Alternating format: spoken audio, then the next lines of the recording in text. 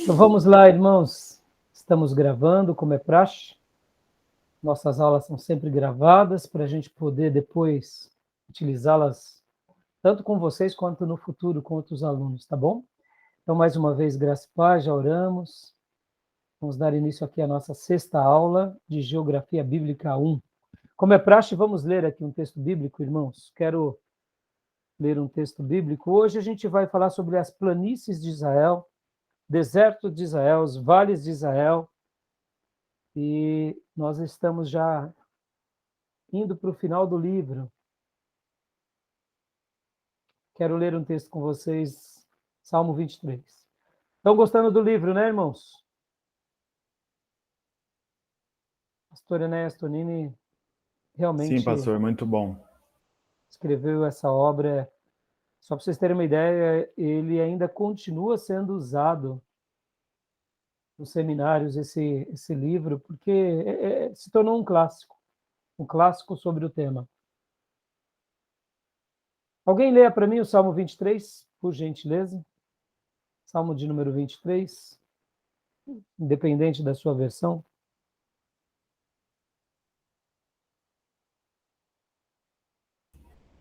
Amém, então vou ler. Tá. O Senhor é o meu pastor, nada me faltará.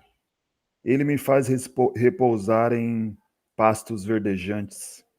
Leva-me para junto das águas de descanso. Refrigera a alma, guia-me pelas veredas da justiça por amor do seu nome. Ainda que eu ande pelo vale da sombra da morte, não temerei mal nenhum, porque tu estás comigo. O teu bordão e o teu cajado me consolam. Preparas-me uma mesa na presença dos meus adversários. Unge minha cabeça com óleo, e o meu cálice transborda. Bondade e misericórdia certamente me seguirão todos os dias da minha vida, e habitarei na casa do Senhor para todo sempre. Amém. Obrigado, tio. Esse Amém. salmo tão conhecido, um dos mais conhecidos de todos, e aqui, mais uma vez, o salmista, no momento em que ele compõe essa poesia, ela é repleta tanto de poesia, de beleza, de graça, de espiritualidade, quanto também do conhecimento e da experiência do próprio escritor com relação à geografia bíblica, né? Pode ver que aqui ele vai falar um pouco da relação dele no aspecto pastoril, comparando Deus. Depois ele vai citar o quê? A hidrografia de Israel, águas tranquilas, né? É claro que ele conhecia também, de uma forma geral, o Rio Jordão sinuoso, o Mar Morto, mas ele também tinha experiência de lagos e de regiões onde isso era muito real. E ele, como um pastor, Davi, sabia da importância dessas águas tranquilas, seja por causa de um lugar onde o próprio rebanho poderia ali beber a água, ou quanto também de um poço. E ele também vai falar da questão de veredas, de caminhos de justiça. Ou, se tudo correr bem, se conseguirmos tempo, no capítulo 11, a gente vai também tratar hoje um pouco sobre essa questão, as estradas e caminhos da Palestina. Mais uma vez, geografia. A gente possivelmente deixa para a próxima aula, mas conforme for o desenvolvimento da nossa aula, talvez a gente entre. Caminhos de justiça. É claro que ele acaba fazendo uma poesia. E aí ele cita algo que a gente vai trabalhar bastante hoje. Mesmo quando eu andar por vales de trevas e de morte. A gente vai falar muito sobre os vales de Israel. E aqui também, no capítulo de número 9, os desertos de Israel.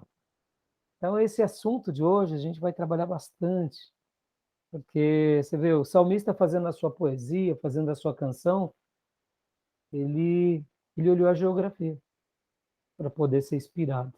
Fantástico, né? Eu queria deixar isso daqui com os irmãos, porque ele, nosso irmão Davi, o rei Davi, poeta Davi, ele acreditava numa coisa, que a bondade e a fidelidade do Senhor acompanharia ele todos os dias da vida dele, e o desejo dele era sempre regressar aonde? À casa do Senhor. Davi, ele é esse servo apaixonado por Deus e apaixonado pela casa de Deus e apaixonado pelo povo de Deus. Pode ver que a maior virtude de Davi não era ele ser um poeta, não era ele ser um general, um soldado. A maior virtude de Davi era ele ser apaixonado por Deus e apaixonado pelo povo que ele cuidava. Percebam o amor que ele tinha por Deus e o amor que ele tinha pelo povo. Davi é esse servo que olhava para Deus como seu supremo pastor, ele se via como ovelha desse pastoreio, Deus o coloca ele como pastor de uma nação, e ele tem um posicionamento totalmente magnífico com relação a isso. Ele se coloca de uma forma, eu diria, como poucos na história do Velho Testamento. Davi, ele amava o seu povo. Podem ver que tudo que acontece do início ao final da sua vida, ele sempre vai demonstrar o amor a Deus e o amor ao povo. Saul persegue, Saul tenta destruí-lo, ele continua amando aquele ungido errante. Né? Vou deixar aqui uma sugestão para vocês, de um livro, eu não sei se vocês já leram, O Perfil de Três Reis. Já leram? Não? Pastor Johnny, é leitura obrigatória ao pastorado, tá? Gil? Ao obreiro. Leiam, quando vocês tiverem uma pausa, leiam. É um livro curto, mas é um livro de ensinos espirituais extraordinário. O senhor pode repetir o título? O Perfil de Três Reis. Já eu pego ele aqui para mostrar a capa para vocês. Tá? Então, livro fantástico. Vez por outra, eu acabo dando na igreja esse material, que é um material de estudo.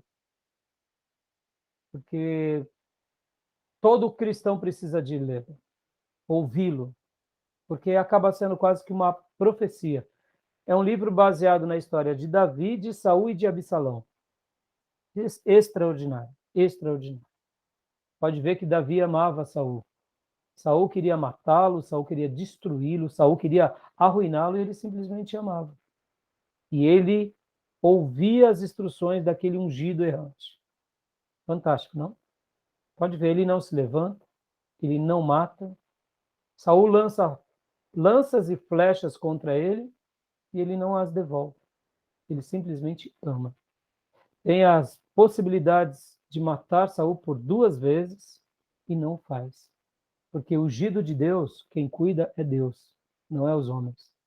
Talvez vocês que não conhecem a literatura, o Felipe já conhece, talvez vocês digam, mas Davi também ele era ungido de Deus, ele era. E o ungido de Deus nunca se levanta contra um ungido. E uma pessoa comum jamais se levanta contra aqueles que foram ungidos. Por quê? Porque do ungido de Deus quem cuida é Deus. E Davi, ele tinha sido separado também como um ungido. Mas ele sabia que, enquanto Deus não o colocava na posição de rei, ele não tentou jamais fazer nada contra aquele que Deus tinha colocado no trono. Olha que fantástico. E depois que ele está no trono, ele passa por uma experiência com o Absalão, que é seu filho. E ele também deixa Deus tratar com Absalão. Esse livro é uma pérola, irmãos. Ele acaba sendo quase que uma profecia para nós, no exercício da igreja. E é simplesmente fantástico. Davi, esse homem que amava, como eu dizia há pouco, a Deus, grandemente amava o povo.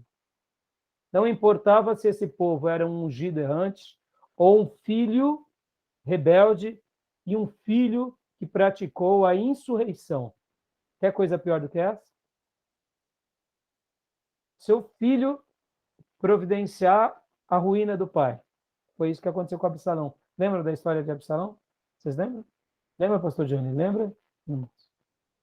Absalão ficava onde? Nas portas da cidade, pleiteando entre o povo, e ludibriando o povo até que deu golpe no pai. Foi? E o que Davi fez? Davi amou e deixou com que Deus tratasse com Absalão. E é assim que Deus quer nos ensinar a ter um coração como o de Davi. Por isso que Davi, ele é um homem segundo o coração de Deus. Claro que Davi errou com sua família, errou com os seus filhos, errou pecando, mas Davi realmente tem muito a nos ensinar. Há quem diga que Davi foi um péssimo pai, um péssimo não sei o quê. Eu acho que essas pessoas, quando exaltam só os erros de Davi, esquecem de falar das virtudes, eles estão esquecendo do livro de Atos, porque o Espírito Santo lá em Atos tece um elogio a Davi e a gente não vê ele tecer de muitas outras pessoas. Davi foi um homem segundo o coração de Deus. Ele errou, pecou, mas se arrependeu. E Deus escreveu uma linda história e deixou, eu diria, no Novo Testamento, essa mensagem, que Davi é um homem segundo o coração de Deus. E uma última coisa, talvez vocês não saibam disso. Estudando o livro de Crônicas, de Reis, quando Davi está prestes a morrer, ele separa uma quantidade enorme do seu tesouro pessoal para a construção do templo. Não sei se você sabia disso. Lembra que Salomão que constrói o templo. Mas Salomão, ele só mandou os pedreiros trabalhar, entendeu? A conta já estava paga. Detalhe, o papai tinha tirado não do tesouro de Israel e nem dos sacerdotes. O papai tirou da poupança física dele e presenteou o povo de Deus, presenteou os sacerdotes, presenteou a história daquela nação com recursos próprios. Então, Salomão só foi lá e edificou. Claro, ele ampliou, tem as suas demais conquistas, etc. e tal, mas, na realidade, Salomão já pegou pronto, sabe? Davi, até nisso. Ele amava tanto a Deus e ao seu povo que ele tira dele, da família dele. Claro, ele era rei, ele era rico, ele tinha posse. Mas pensem, gente, enquanto outros reis estão acumulando para si, Davi acumulava e guardava, além dos seus dízimos e ofertas que ele já dava, que eram significativos, ele ainda pega uma quantidade enorme do seu tesouro e dedica a Deus para a construção do templo. Extraordinário, extraordinário. Por quê? Porque ele sabia que ele passaria, o reinado dele passaria para o filho, mas ele queria deixar um lugar ali, um lugar para que Deus fosse adorado e para que o povo de Deus continuasse sendo ministrado. Ou seja, ele amou demais a Deus. Por isso que o prazer dele era estar na casa de Deus. Lembram que ele disse? Me alegrei quando me disseram, vamos à casa do Senhor. E o prazer dele era voltar à casa do Senhor. Nesses dias aqui do Salmo 23, possivelmente era só o tabernáculo, irmãos. Não era ainda. Porque, na realidade, até a sua morte, ele só cultuou a Deus no tabernáculo. O templo foi edificado por Salomão, seu filho. Olha que fantástico. Então, isso deixa uma lição para nós, né? De alguém que olhou para a geografia, de alguém que olhou para a paisagem, para a hidrografia, pelos vales, pelos desertos, pelos caminhos, pelas veredas, para Deus, para o rebanho, fez uma poesia, mas, sobretudo, nessa poesia ele expressa o quê? Eu amo a Deus e eu amo o povo de Deus. Tá bom? Deixo aqui essa reflexão para a gente ir para o nosso livro texto.